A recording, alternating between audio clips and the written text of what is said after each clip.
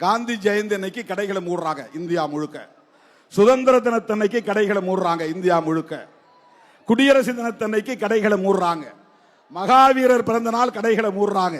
கௌதம புத்தர் பிறந்த நாள் கடைகளை மூடுறாங்க. இப்ப ஐயா பாலபிரஜாபதி அடிகளார் வைகுண்டர் பிறந்த நாளிலும் கடைகளை மூடுங்கள், லீவு விடுங்கள், விடுமுறை விடுங்கள் என்று கேட்கிறார்.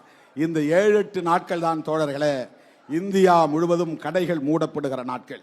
மற்ற நாட்கள் எல்லாம் ஆராய் பெருக்கெடுத்து ஓடுகிறது. இந்தியா